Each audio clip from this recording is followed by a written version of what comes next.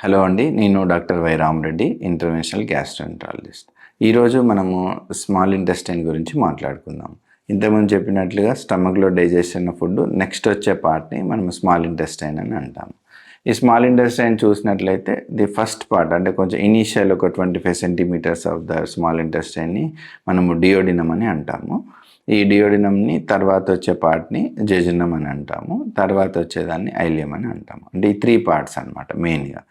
దీని main function ఏంటి?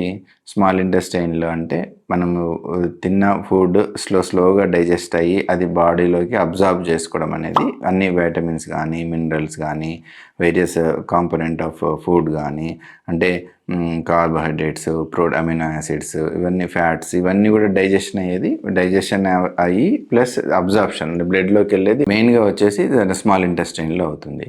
Digestion అయ్యి అవి చిన్న పార్ట్‌గా అయ్యి మళ్ళీ బ్లడ్‌లోకి సర్క్యులేషన్ వెళ్ళేది. అంటే అబ్జార్ప్షన్ తర్వాత బ్లడ్ సర్క్యులేషన్‌కి వెళ్ళేది మనకి స్మాల్ ఇంటెస్టైన్ పార్ట్‌లో అనమాట. దీని లెంత్ గనుక మీరు చూసినట్లయితే మనకు ఇది 6-7 మీటర్స్ వరకు ఉంటుంది. దీన్ని నిజంగా దీని లోపల ఉండే లేయర్ ఇన్నర్ మోస్ట్ లేయర్‌ని మనం మ్యూకోజా అని అంటాం.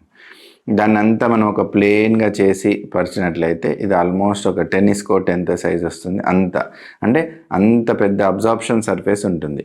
అంటే మనం ఫస్ట్ తీసుకున్న ఆహారం అనేది చిన్న ముక్కలుగా అయ్యి అది తర్వాత బ్లడ్‌లోకి వెళ్ళేంత చిన్న మాలిక్యూల్స్ అంటే ప్రోటీన్స్ అనుకోండి అమైనో యాసిడ్ లెవెల్‌లో, ఫ్యాట్స్ అనుకోండి ట్రైగ్లిజరైడ్స్ కానీ సింపుల్ ఫ్యాటీ యాసిడ్ లెవెల్‌లో చిన్న మాలిక్యూల్స్ లాగా మారి అక్కడి నుంచి అబ్జార్ప్షన్ అనేది జరుగుతుందన్నమాట. దాని ఎంటైర్ సర్ఫేస్ ఒక ప్లెయిన్‌గా చేసినట్లయితే ఆల్మోస్ట్ టెన్నిస్ కోర్ట్ అంత పెద్ద సైజులో ఉంటుంది.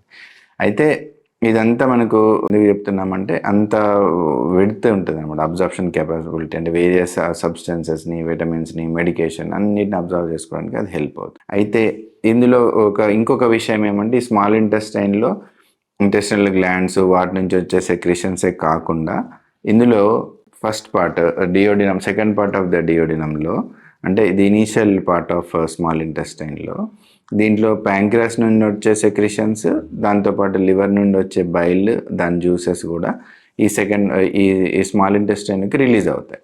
అంటే ఎప్పుడైతే మనకు స్టమక్ నుంచి ఫుడ్ అనేది గ్రాడ్యువల్‌గా మనకు ఈ స్మాల్ ఇంటెస్టైన్‌లోకి ఎంటర్ అవుతున్నాయి, డియోనంలోకి ఎంటర్ అవుతున్నాయి. అక్కడ నుంచి మనకు సిగ్నల్స్ వెళ్తాయి అన్నమాట ప్యాంక్రియాస్‌కి, లివర్‌కి.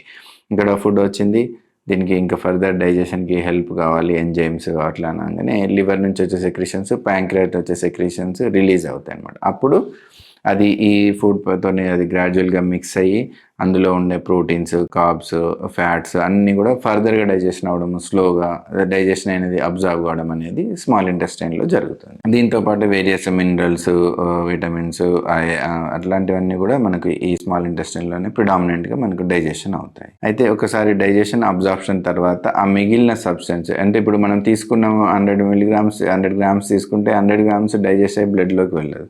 ఎంతో కొంత రెసిడ్యూ వేస్ట్ అనేది ఉంటుంది. ఆ వేస్ట్ సబ్స్టెన్స్ అనేది నెక్స్ట్ వచ్చేసి రీచ్ అయ్యే పార్ట్ లార్జ్ ఇంటెస్టైన్ గురించి మనం నెక్స్ట్ సెషన్‌లో చెప్పుకుందాం.